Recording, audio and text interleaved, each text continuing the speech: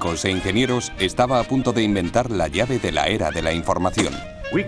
Lo llamamos transistor. Hola, soy Ira Flatow.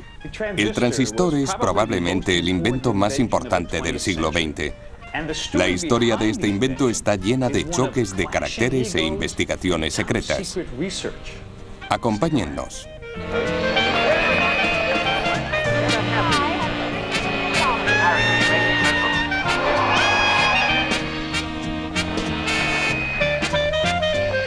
El transistor.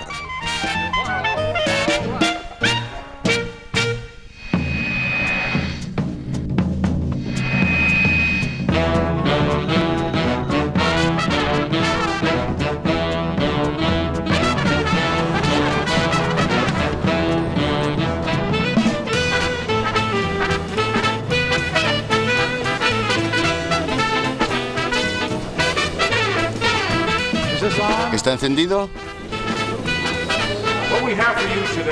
Lo que les tenemos preparado representa un claro ejemplo de trabajo en equipo, de brillantes contribuciones individuales y del valor de la investigación en un marco industrial. Este objeto cilíndrico que sujeto en mi mano es un dispositivo que puede amplificar señales eléctricas cuando pasan por él. Está compuesto de sustancias frías y sólidas.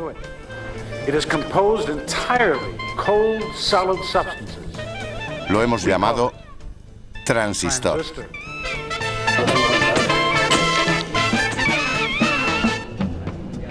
Es 30 de junio de 1948 y Ralph Baum de los laboratorios Bell acaba de anunciar a la prensa su último y secreto invento. Está diseñado para sustituir al venerable tubo de vacío. Y aunque Baum sigue ahí ensalzando las virtudes de su nuevo dispositivo, aún no sabe la revolución que provocará. De hecho, nadie lo sabe. Nadie podía predecir los radicales cambios que un objeto tan pequeño provocaría en el campo de los negocios, la educación y la cultura.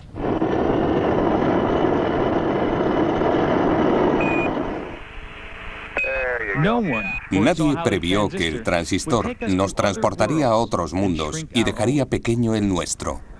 Los laboratorios Bell atribuyen la invención del transistor a Walter Brattain, John Bardeen y William Shockley. Hemos escuchado a Baum decir un claro ejemplo de trabajo en equipo, pero lo que no ha dicho, aunque lo sabía, es que el choque de caracteres y las implacables rivalidades ya habían hecho imposible que volvieran a trabajar juntos. Eran tres hombres de extraordinario talento y personalidades muy diferentes. Walter Brattain, el mayor, era un físico experimental que podía construir y arreglar cualquier cosa. Walter era un personaje maravilloso. Era muy sencillo. Tenía una voz muy estridente, pero utilizaba un lenguaje muy simple.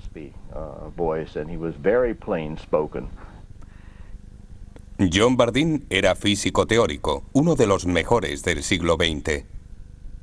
John era un hombre afable. Nunca levantaba la voz. Era un hombre rotundo, con un completo control de sus emociones. Bill Shockley, el jefe del equipo, era el más joven. Como el brillante teórico que era, previó el potencial del transistor. Su ambición le convertiría en un héroe, pero también le llevó al fracaso.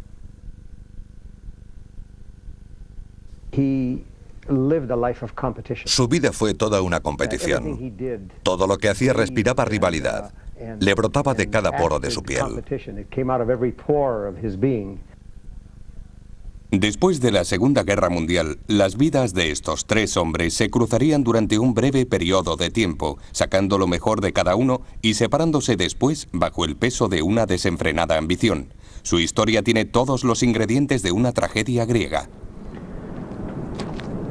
Nuestra historia comienza en 1945. Los laboratorios Bell se acababan de trasladar de su pequeño cuartel en Manhattan, a 30 kilómetros de aquí, hasta estos modernos laboratorios de las colinas de Nueva Jersey. Los laboratorios Bell eran la rama de investigación de la gigantesca compañía Teléfonos y Telégrafos de América, o AT&T. A mediados de los 40, la AT&T ostentaba el monopolio de las llamadas de larga distancia. reinvirtió sabiamente sus beneficios, contratando a los mejores científicos e ingenieros del país y dotándolos de las mejores instalaciones.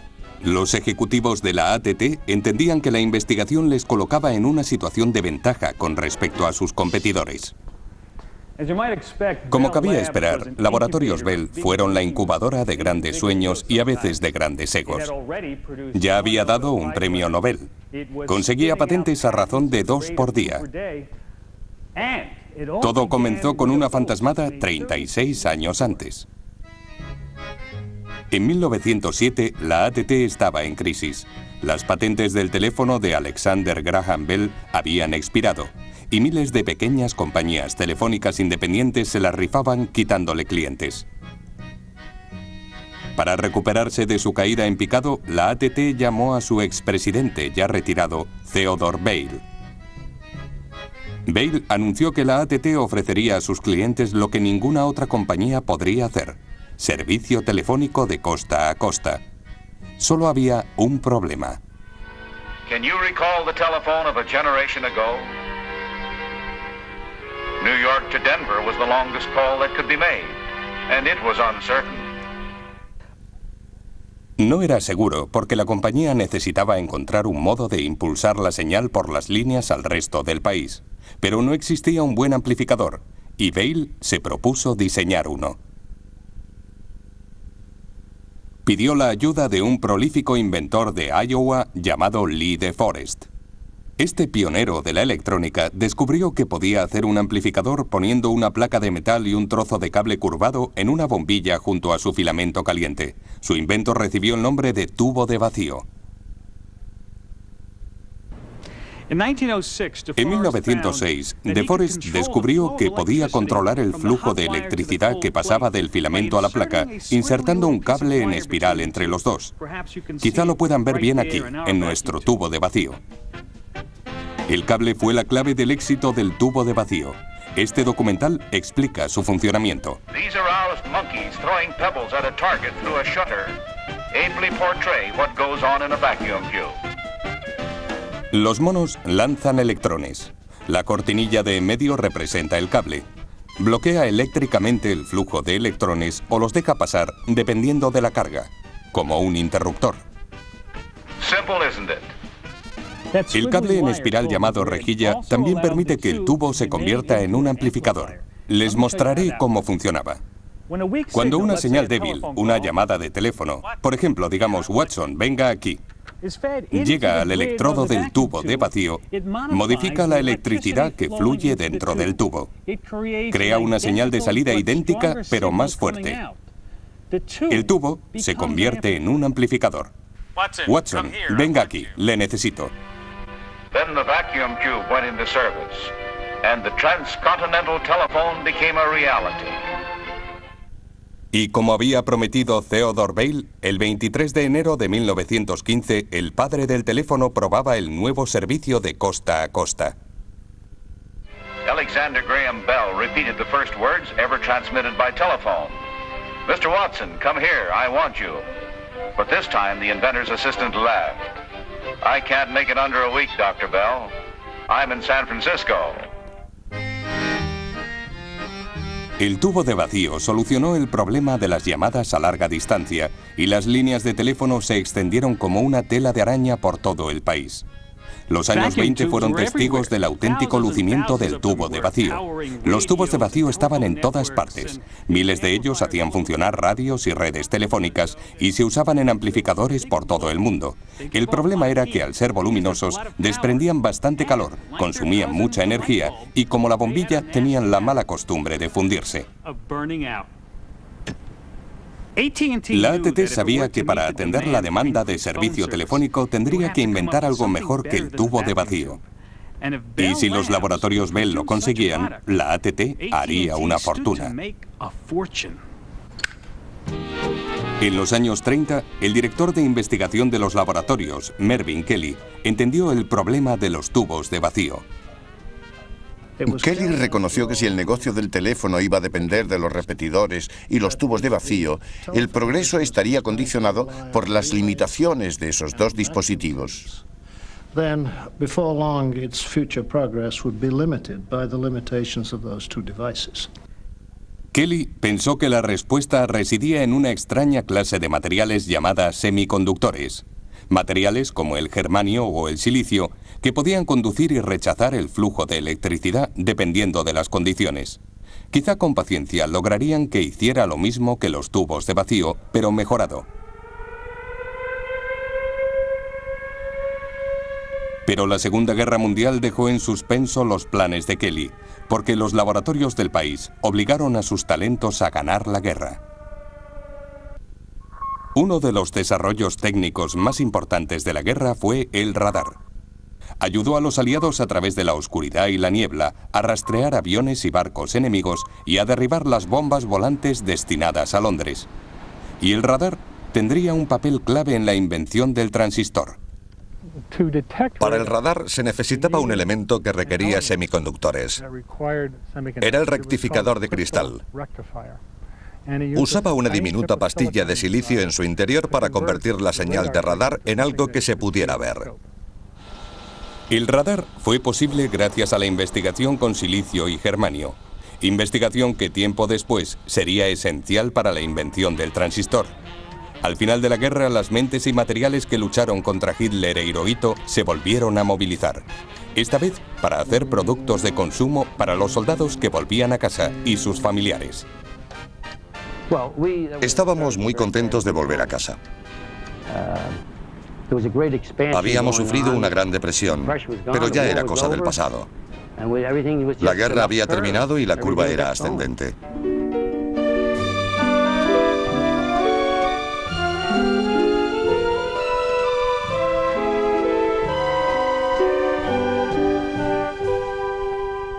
Todos querían una porción de prosperidad.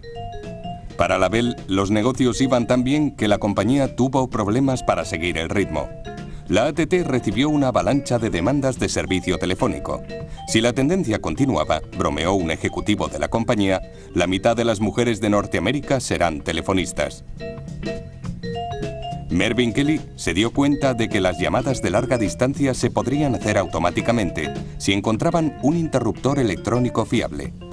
Primero, necesitó reunir a un grupo de científicos lo bastante inteligentes como para lograrlo y hacerlo rápido. Kelly sabía que otros laboratorios de alta tecnología también estaban experimentando con semiconductores y no quería arriesgarse a perder la patente. Kelly puso a uno de sus mejores físicos, Bill Shockley, al frente del grupo. Shockley había nacido en California. Era el único hijo de un ingeniero de minas. Le gustaba escalar, gastar bromas y los coches deportivos ingleses. Y se tomaba muy en serio la física. Shockley tenía una gran intuición física. Sabía percibir cómo actuaba la física en esos aparatos. Yo tenía un colega que decía que Shockley podía ver electrones por su buena intuición física. Shockley era un brillante teórico, pero pésimo a la hora de hacer experimentos. Sabía que necesitaría a alguien que trabajara bien con las manos, como Bell necesitó a Watson. Encontró a Walter Brattain, un experimentado físico que ya trabajaba en los laboratorios Bell. Criado en una granja del estado de Washington, el independiente Brattain fue el epítome de la inventiva americana.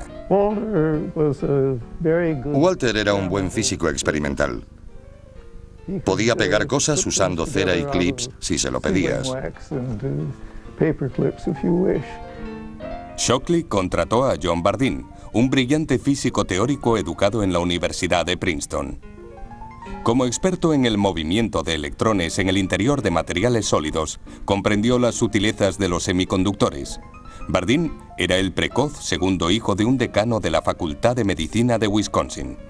Se saltó 3 cursos e ingresó en la universidad a la edad de 15 años. Le llamaban John el Susurros. Bardeen era un hombre tranquilo y contemplativo, una persona muy introvertida. Shockley era rápido. Al principio se complementaron muy bien. Complementaría la pericia de Shockley y lo que es más importante, con John Bardeen en el laboratorio, Shockley tendría tiempo para trabajar por su cuenta. Con los partícipes clave en sus puestos, Shockley completó el equipo con una ecléctica mezcla de físicos, químicos e ingenieros que trabajaban para atacar el problema desde todos los puntos, el clásico equipo que había funcionado tan bien durante la guerra. Fue un claro ejemplo de trabajo en equipo. Yo tenía experiencia como piloto de un bombardero. Este grupo fue lo más parecido a lo que yo viví. Todos estábamos muy integrados, centrados y en el buen camino. Y sobre todo, disfrutaban en compañía.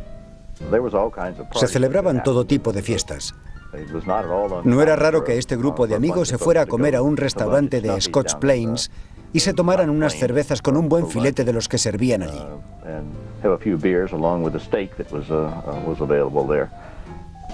Betty Sparks fue la secretaria de Bill Shockley. A Bill le gustaban mucho las bromas. Levantó la parte trasera de mi coche nupcial y las ruedas empezaron a patinar como locas hasta que nos dimos cuenta de que todo el mundo se estaba riendo. Luego lo puso en su sitio para que pudiéramos partir hacia Nueva York. Esta canción se llama El infierno del laboratorio Bell. Fue una canción escrita a mediados de los 50 que se cantaba en todas las conferencias. La escribió Ian McIntosh. Hemos recorrido un largo camino para traerte esta canción. Con un calipso nuevo seguro que nos equivocamos sobre la reforma de la escuela a la que pertenecemos. Es el infierno del laboratorio Bell.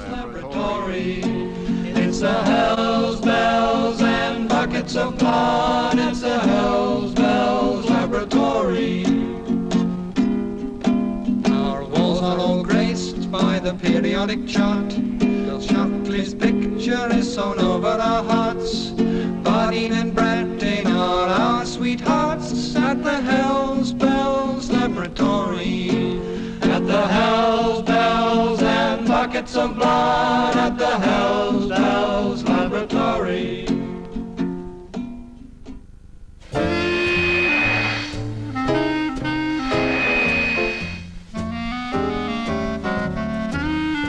En la primavera de 1945, incluso antes de completar el equipo, Bill Shockley estaba convencido de saber cómo hacer un amplificador con semiconductores. Durante más de una década había soñado con ser el primero en inventar uno. Había hecho que sus socios ensamblaran un tosco aparato basado en su diseño y comenzaron a probarlo. Aunque Bill Shockley estaba seguro de que funcionaría, otros muchos pensaban que era imposible. En aquella época era cosa de locos. Era inimaginable porque era algo totalmente diferente. No había nada igual. Nadie lo había conseguido antes. Era una idea extraña con un comportamiento y datos extraños. Su idea era acoplar una batería a un trozo de semiconductor y colocar una placa de metal encima. Normalmente la electricidad no fluiría a través del semiconductor. Pero si se aplicaba una carga eléctrica a la placa, pensaba Shockley, el campo eléctrico resultante debería extraer electrones de los átomos, creando el flujo de electricidad. Lo llamó efecto de campo. Su dispositivo experimental era un pequeño cilindro cubierto por una fina película de silicio. Colocó una pequeña placa de metal encima. La teoría estaba muy bien, pero no funcionó. No lograba aumentar la corriente que fluía en el interior del cilindro. Bill Shockley estaba furioso.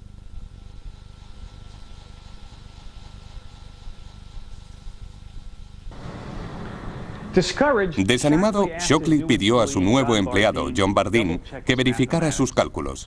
Como Shockley, Bardeen dominaba el nuevo mundo de la mecánica cuántica, en el que se podía predecir el comportamiento de partículas subatómicas tan pequeñas como electrones. Bardeen revisó las cifras. No pudo encontrar nada incorrecto. ¿Por qué no funcionaba el efecto de campo? Eso es lo que pretendía descubrir Shockley.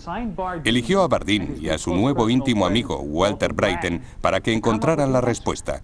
Shockley regresó al laboratorio para completar la invención del transistor.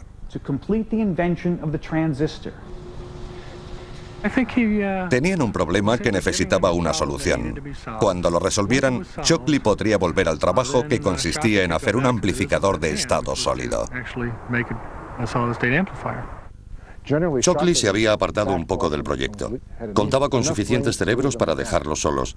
No estoy seguro de si lo hizo deliberadamente o fue un arrebato de los suyos, pero sus dos subordinados comenzaron a trabajar solos.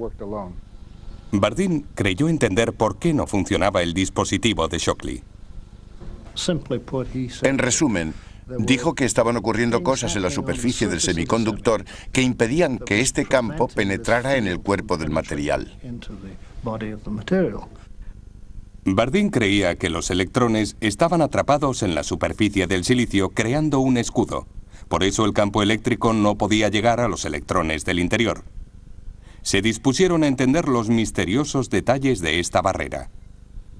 Walter Brattain pasaba la mayor parte del tiempo en el laboratorio ideando y realizando experimentos.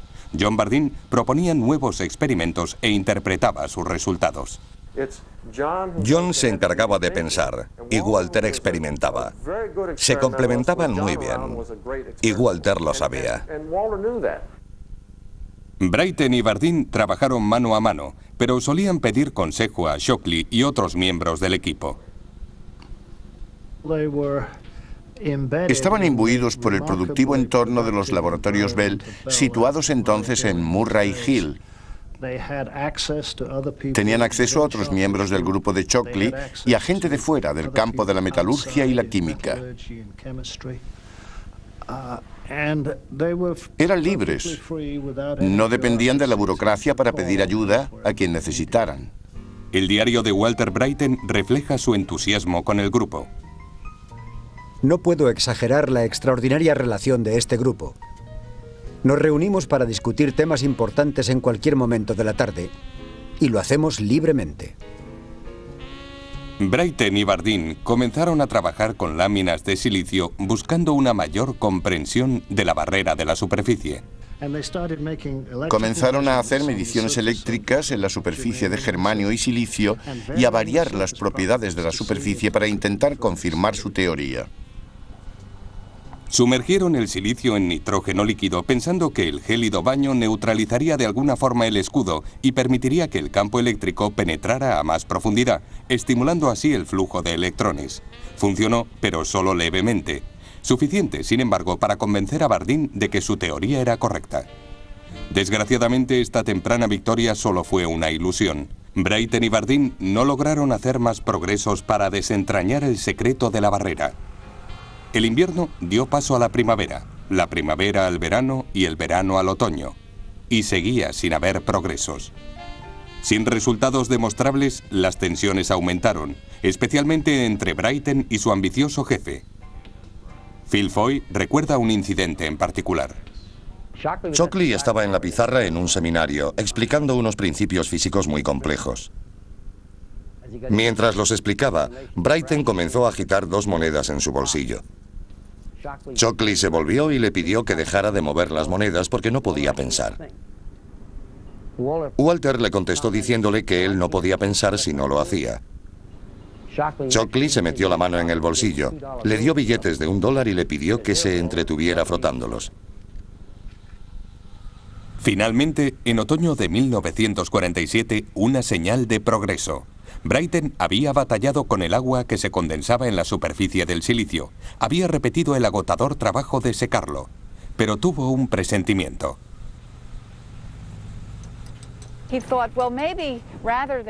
Pensó que sería mejor meter todo el sistema en el agua o en otros electrolitos. Intentó el experimento y descubrió que en esas circunstancias conseguía el efecto deseado. El experimento funcionó para sorpresa de muchos, incluso cuando vertió una gota de agua encima del semiconductor. Aparentemente, las partículas cargadas del agua emigraron al silicio y neutralizaron la barrera. Brattain se dio cuenta de que había descubierto algo importante. He tomado parte en el experimento más importante de mi vida. Entonces comenzó lo que los laboratorios Bell llamarían el mes milagroso. Brattain y Bardeen estaban sobre la pista. Parecía que todos los días hacían nuevos descubrimientos que les acercaban cada vez más a reducir la barrera. El dispositivo funcionó aún mejor cuando sustituyeron el silicio por germanio, pero seguía habiendo un problema que inquietaba especialmente a la compañía de teléfonos. Era lento, no lo bastante sensible como para amplificar el espectro de la voz humana. Quizá el líquido ralentizaba la respuesta. ¿Por qué no deshacerse de él? La historia de la invención está llena de acontecimientos accidentales. Un descubrimiento clave hecho en los laboratorios Bell en diciembre de 1947 fue uno de ellos.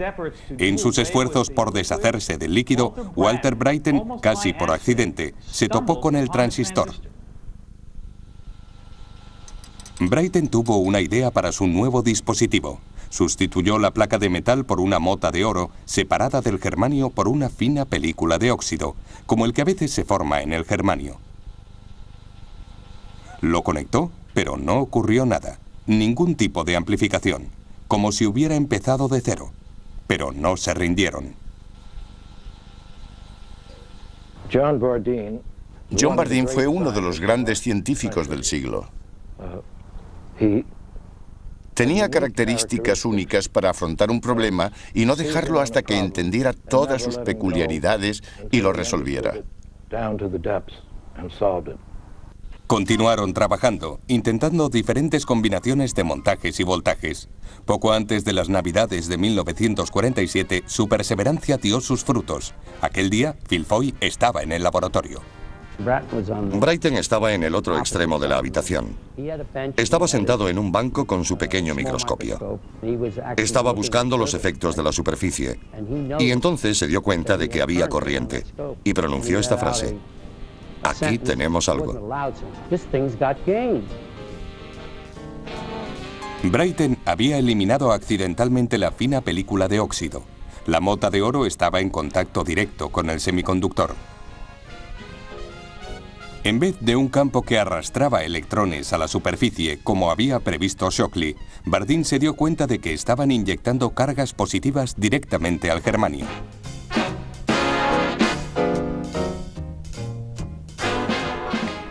Fabricaron el primer transistor sobre un principio completamente diferente del que habían pensado. No era un amplificador de efecto de campo. Cuando Brattain vio el efecto del primer transistor, se dio cuenta de que había conseguido algo importante. Podía habérsele escapado, pero tenía la personalidad de los genios. Supo que tenía algo. Era el momento de convertir el experimento en invento. El 16 de diciembre de 1947, sin discutir sus planes con Shockley, la pareja comenzó a fabricar el dispositivo. Brattain se encontró con un grave problema de diseño. Los cables que hacían contacto con el germanio debían estar muy juntos y dificultaban su manipulación. Brattain improvisó una rápida solución. Cubrió un pequeño triángulo de plástico con una fina lámina de oro. Cortando la lámina en el vértice, creaba un espacio de corte. Aplicó energía y funcionó. Walter Brattain acababa de construir el primer transistor. Fue maravilloso. A veces dejaba de funcionar, pero siempre podía moverlo y hacerlo funcionar de nuevo. Y aquí lo tienen, el mecanismo que tanto entusiasmó a Brattain y Bardeen. Es una réplica exacta en funcionamiento del transistor original. Esto es un trozo del semiconductor de germanio, el mismo tipo que usaron para su transistor. Se asienta sobre una base de cobre. La corriente se aplica en el pie del bloque a través del cobre. Por este lado entra una señal débil que es amplificada en el semiconductor y sale aumentada por este extremo.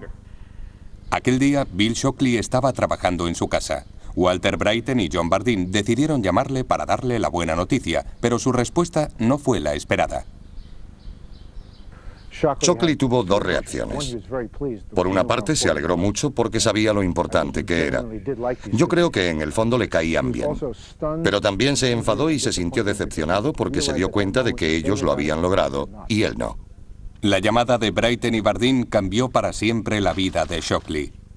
Sus amigos dijeron que nunca más fue el mismo. Hubo un claro cambio de carácter. Se volvió más introvertido y sus amigos cada vez sabían menos de él. Sus subordinados acababan de inventar el dispositivo con el que Shockley había soñado durante años. Ellos se llevarían todos los honores. Tenía que hacer algo y hacerlo rápido.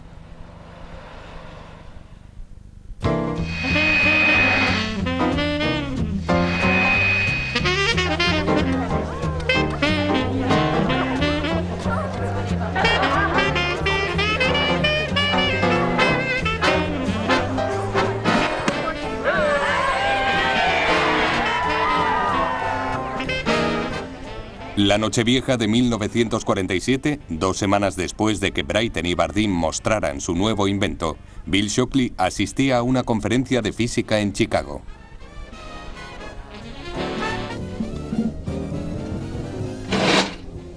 Ignorando la fiesta, Shockley se quedó en su habitación, impaciente, plasmando en papel las ideas que le atormentaban. Se dio cuenta de que el dispositivo de Bryton y Bardeen sería frágil y difícil de fabricar. Shockley se aprovecharía de este punto débil e inventaría un transistor mejorado.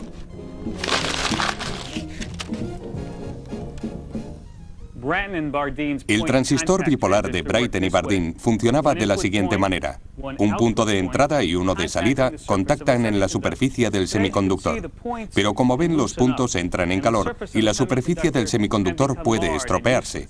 Shockley tuvo una idea mejor. ¿Por qué no imitar el tubo de vacío y crear un sándwich de 3 pisos? De esta forma, podemos mover la entrada al otro lado como en un tubo de vacío. Así la electricidad fluiría en la entrada y saldría por la única salida. Y en medio habría una tercera capa, como un electrodo de un tubo de vacío.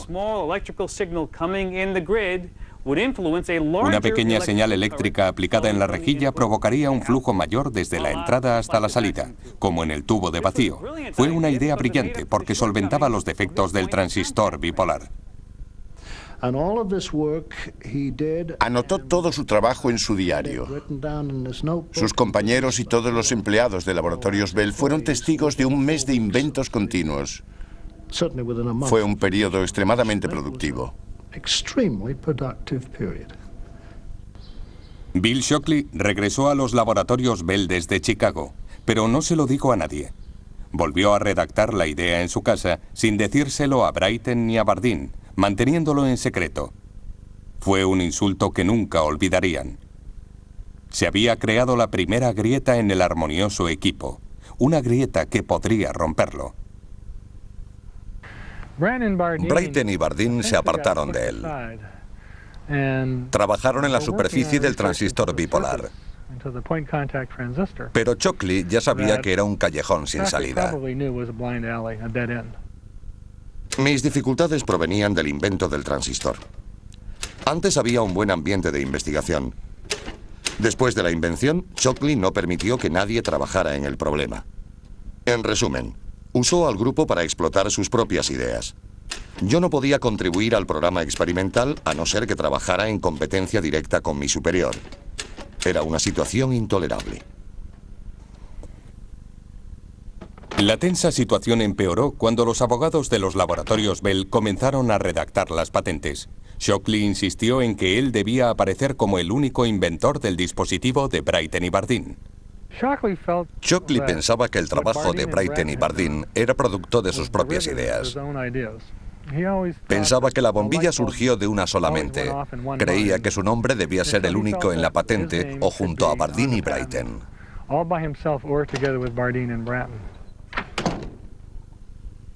Pero los abogados de los Laboratorios Bell decidieron jugar limpio. En vez de aplicar la patente sobre la idea de Shockley de un amplificador hecho de un semiconductor, se centraron en el dispositivo de Bryton y Bardeen. Sería más sencillo de defender. Los abogados de patentes reconocieron que Shockley había tenido un papel importante, pero que no había estado implicado en el experimento. Por eso le terminaron excluyendo.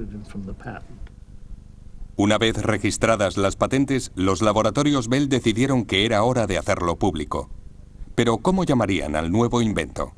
Sabían que un dispositivo tan importante necesitaba un buen nombre.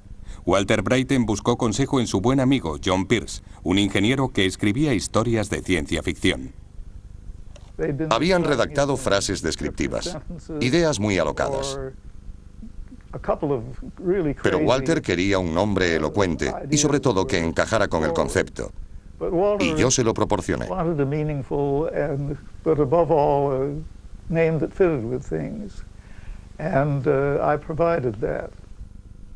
Pierce se dio cuenta de que el invento funcionaba variando la resistencia cuando pasaba la corriente. Transresistencia. El nombre debía encajar con otros dispositivos como el termistor o el varistor. A partir de eso y de la idea de resistencia, sugerí el nombre de transistor.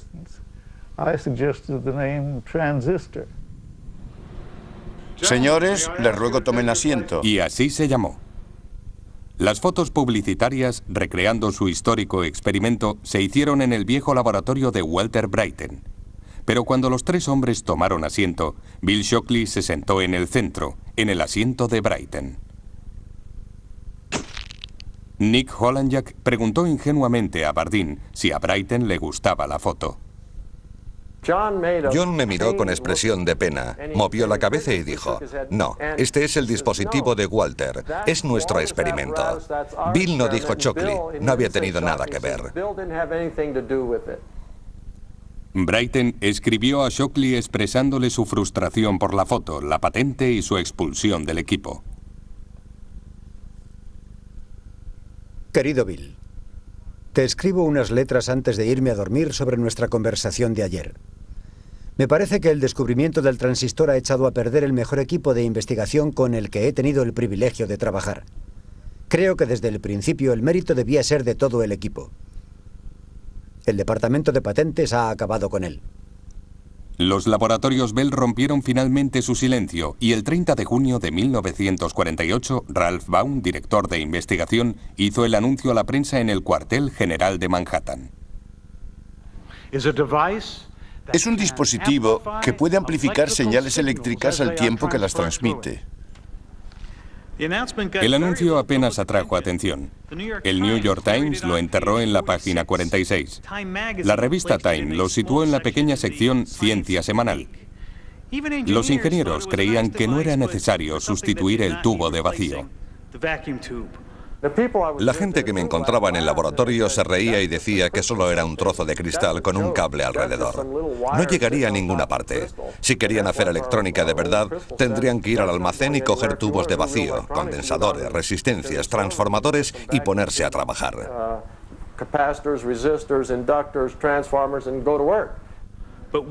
Pero un hombre advirtió su potencial.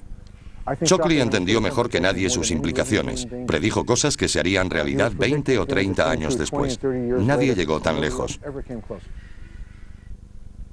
Pronto hubo otros. En un almacén bombardeado en el otro extremo del mundo, dos ingenieros japoneses vieron el gran potencial de negocio del nuevo invento. Cuando Masaru Ibuka y Akio Morita escucharon que los laboratorios Bell iban a otorgar la licencia de fabricación del transistor, se dieron cuenta de que podrían usarlo para hacer aparatos de radio. Reconocieron la importancia del transistor en proyectos que tenían en mente. Hicieron un magnífico trabajo al conseguir fabricar transistores de calidad a gran escala. Pusieron a su pequeña empresa un nombre que fuera fácil de pronunciar en cualquier idioma: Sony. Pero antes de que presentaran su revolucionaria radio, la empresa Regency, en asociación con Texas Instruments, introdujo la TR-1 en 1954, justo a tiempo para Navidad. Lo bastante pequeña para caber en un bolsillo, la TR-1 se vendió a un precio de $50, el triple que el receptor de lámparas. Incluso así, se vendieron todas las unidades. Le siguieron otros fabricantes de radios, pero a pesar del precio, no consiguieron grandes beneficios. Las empresas norteamericanas abandonaron el negocio de las radios de bolsillo y se centraron en un mercado militar mucho más lucrativo. ¿Por qué ganar poco dinero con una radio de bolsillo de 4 transistores cuando el alto mando militar estaba dispuesto a pagar $100 o más por un transistor? Eso dejaba el mercado de consumo abierto a los japoneses, que tenían prohibida la producción de material militar. Las empresas japonesas acapararon el mercado de los radiotransistores. El público valoró realmente el transistor cuando las primeras radios estuvieron disponibles en el mercado, porque significaba algo pequeño alimentado con pilas y no había que esperar a que se calentara. Era muy bueno. A Walter Bryten no se le escapó la importancia de las radios pequeñas y portátiles. Cuando apareció el primer aparato, 3 veces más grande que un paquete de cigarrillos, se dio cuenta de que habían hecho algo importante, porque en ese momento, un pastor en medio del desierto podía estar escuchando la radio. Irónicamente, los transistores usados en las radios y en otros aparatos eran versiones mejoradas del diseño de Shockley, patentado con su nombre en 1951. El transistor de Bryten y Bardeen fue usado durante un tiempo en la red telefónica de Bell, pero en pocos sitios más. Aunque Shockley había perdido la batalla, había ganado la guerra. Su nombre, y no el de Bryten ni el de Bardeen, quedaría unido para siempre al transistor. Recuerdo mi primera radio. Solía llevarla al colegio para escuchar los resultados de la liga. Nos poníamos un auricular por debajo de la manga y lo sujetábamos con la mano en el oído para escucharlo. Cuando marcaban, se oía una exclamación por toda la clase. Pensábamos que estábamos burlando a los profesores hasta que nos preguntaban el resultado. Transistorizado y estado sólido se convirtieron en palabras de moda, términos de marketing. No sabíamos lo que hacía un transistor, pero sabíamos que estado sólido significaba alta tecnología. Cualquier aparato transistorizado no solo era más pequeño, sino que tenía que ser mejor.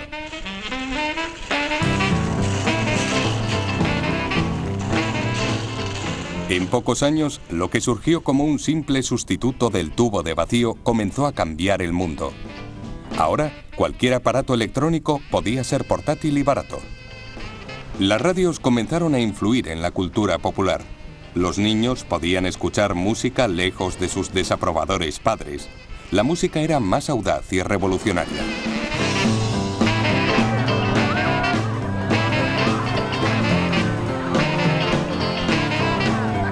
Y la radio transformó algo más que la música. Se convirtió en un arma política. El transistor abrió las puertas de la información. Hizo posible que mucha gente que no había podido asistir a los dramas mundiales pudiera escucharlos desde primera fila. Charles Stewart lo entendió mientras visitaba a los beduinos en el desierto del Sáhara. Estaban sirviendo el té y el anfitrión me preguntó, ¿por qué están quemando Detroit?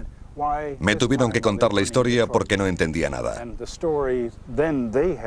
2 horas antes habían asesinado a Martin Luther King mientras yo estaba allí sentado. Habían escuchado esa información en sus transistores procedente de El Cairo, Moscú o Londres. La radio se convirtió en la primera herramienta de la era de la información. Pero ahora el antiguo equipo de Shockley, Bryten y Bardeen se había desintegrado. Shockley los echó de los laboratorios Bell. La verdad es que echó a Bardeen. Fue varias veces a hablar con sus jefes para decirles que no podía trabajar con ese hombre. John Bardeen fue el primero en abandonar. En 1951 llamó a su viejo amigo Fred Seitz, un físico de la Universidad de Illinois. Fui al decano y les recomendé a uno de los mejores físicos del mundo. Rebañando partidas del presupuesto, logró hacerle una oferta razonable. Yo pensé que debía haberle ofrecido más dinero, pero cuando le dije la cifra, me dijo que era suficiente para él. En 1955, la reputación de Shockley pudo más que él. Estaba claro que no volvería a ascender en los laboratorios Bell. Decidió abandonar la costa este y mudarse al oeste.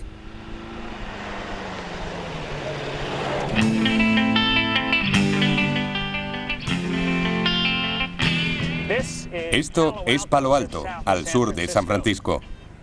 Es una de las ciudades más ricas del mundo, porque se encuentra en el centro de la industria de alta tecnología de California. Pero en 1955 no era más que otra aburrida ciudad, sede de la Universidad de Stanford. Shockley conocía bien el lugar porque se crió aquí. Esta fue su casa. Regresó por dos razones. Una, porque su madre seguía viviendo en el pueblo, y dos, porque sabía que el cálido clima de California atraería a los jóvenes talentos que necesitaba para su nueva empresa. Shockley ya era famoso, pero quería ser rico.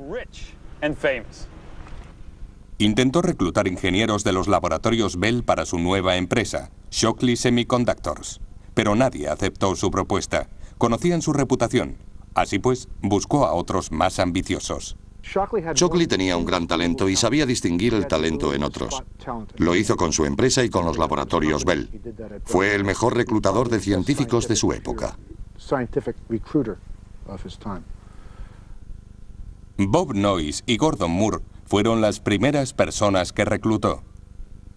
Años después fundarían Intel, pero empezaron a trabajar para Bill Shockley.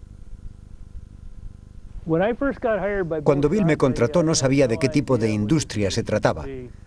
No creo que nadie supiera el cambio que significaría para el mundo. Solo nos interesaba saber si lograríamos hacer un transistor que se pudiera vender. Shockley Semiconductor llevaba abierta menos de un año cuando Shockley recibió una llamada a primera hora de la mañana. Llamaban de Estocolmo. Le habían concedido el premio Nobel compartido con John Bardeen y Walter Brattain por la invención del transistor. Después de la sorpresa inicial, se dio cuenta de que era verdad y se puso a celebrarlo. Recuerdo el día que consiguió el premio Nobel. Nunca antes había empezado a beber champaña a las 9 de la mañana. El trío asistió a la ceremonia con sus mujeres y familias. Shockley fue con su madre. La Academia Sueca describió su trabajo, cita textual, como un supremo esfuerzo de visión, inventiva y perseverancia, ejercido individualmente y como equipo.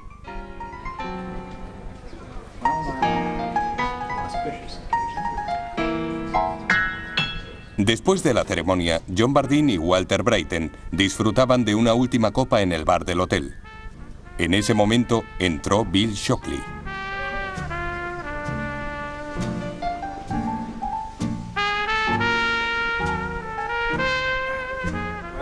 Ellos habían cambiado el mundo y se habían distanciado. Habían ganado el premio científico más prestigioso del mundo. Y durante esa noche, al menos, dejaron de lado sus diferencias. En ese momento parecían desaparecer todos los años de resentimientos. Eran héroes en el Valhalla. Eran dioses. Y muchos de sus rencores empezaron a desvanecerse.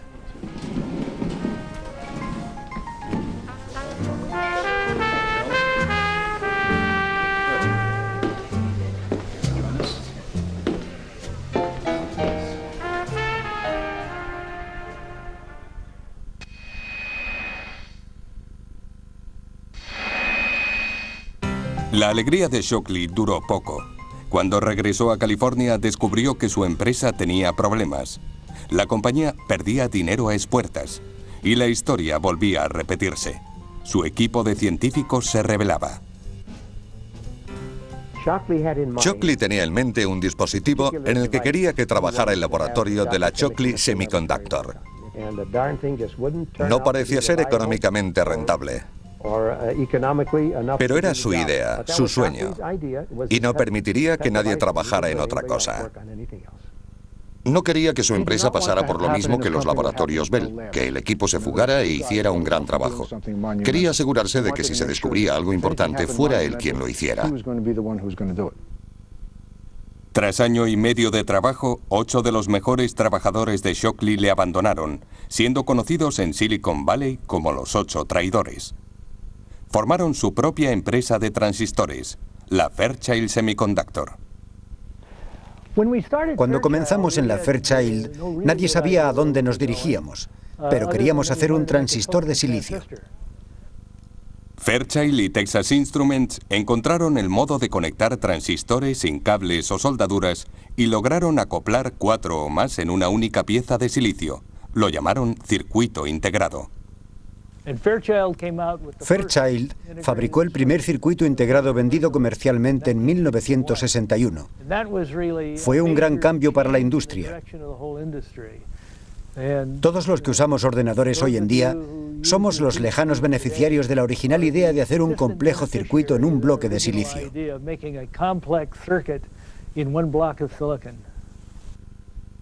Shockley contrató a un grupo de científicos, pero nunca sustituyó al único responsable de los problemas de su empresa, él mismo. Si hubiera sido un mejor director, hoy sería una de las personas más ricas del mundo. Podría haberse codeado con Bill Gates. Él es el padre de Silicon Valley.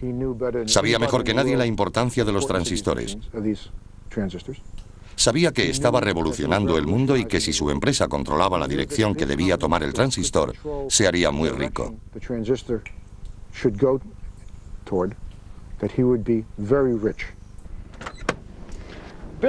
Bill Shockley nunca se hizo rico, pero sí dos de los 8 famosos traidores. Gordon Moore y Bob Noyce abandonaron la Fairchild Semiconductor para formar una pequeña empresa llamada Intel, que hoy vale miles de millones de euros. Intel hace obleas de silicio. Cada una de estas pequeñas cuadrículas es un chip informático, del mismo tipo de los que encontramos en nuestros ordenadores. Cada cuadrícula contiene 4 millones de transistores. Luego esta oblea tiene 1000 millones de transistores. Intel fabrica millones al día, muchos de ellos aquí.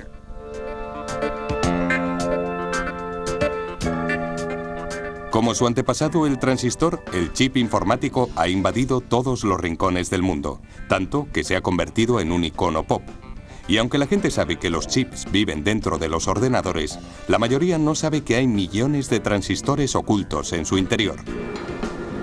Hay miles de millones de transistores producidos a diario por Intel, Motorola, IBM y otras compañías. Cada año se hacen en California más transistores que gotas de lluvia caen. Irónicamente, ni Brighton, ni Bardeen, ni Shockley se hicieron ricos con el transistor. La política de los laboratorios Bell exigió que cedieran los derechos de patente por $1. Y la AT&T tampoco se enriqueció. Cedió los derechos de patente en un intento de eludir las leyes federales antimonopolio. En 1972, Bill Shockley, Walter Brighton y John Bardeen regresaron a los laboratorios Bell para el 25º aniversario de la invención del transistor. We knew we were onto something very important and that transistors would have many applications. Well, when I was a young man, one considered the only way to save the world was to make everybody literate so they knew how to read and write. But now that the natives in all lands can have a cheap battery-operated transistor radio that they can turn on at night in their camp and listen to any broadcast in their own language, whether they know how to read or write or not. We were looking for transistors at the same time that we were paying attention to those things that prevented the first field effect form from working. Los laboratorios Bell les pidieron que recrearan la famosa fotografía. Olvidando el pasado, el trío accedió. Walter Brighton abandonó los laboratorios Bell en 1967. Su única queja es que su invención estimuló el rock and roll. Regresó a su hogar del estado de Washington y enseñó física en la universidad. Murió en 1987. John Bardeen ganó un segundo premio Nobel en 1972 por su trabajo sobre la superconductividad. Fue la primera persona en ganar 2 premios Nobel de física. Murió en 1991. Bill Shockley fue profesor de la Universidad de Stanford.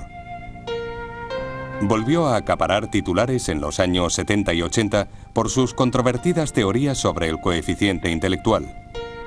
Murió en 1989. Nuestra historia termina aquí, en Silicon Valley, a 4.500 kilómetros y décadas de donde empezamos. Aquí florecieron albaricoques mucho antes que transistores, y hoy es el lugar de los grandes sueños y grandes egos. Y quién sabe, quizá dentro de uno de estos lujosos edificios, algún joven científico o ingeniero esté perfeccionando el siguiente dispositivo que dejará obsoleto al transistor y que revolucionará el mundo de una forma inimaginable. traveled a long way to bring you this song. A brand new calypso we're sure to get wrong. About the reform school to which we belong. It's the Hells Bells Laboratory. It's the Hells Bells and buckets of blood. It's the Hells Bells Laboratory. Our silicon's grown at a low temperature. The crystals resulting are not very pure. We preserve all our lifetimes by using manure at the Hells Bells Laboratory. At the Hells Bells and buckets of blood. At the Hells Bells Laboratory. Publication of papers will help your career. Promotions assured if you write 20 a year. They are used in the washroom of the chief engineer at the Hells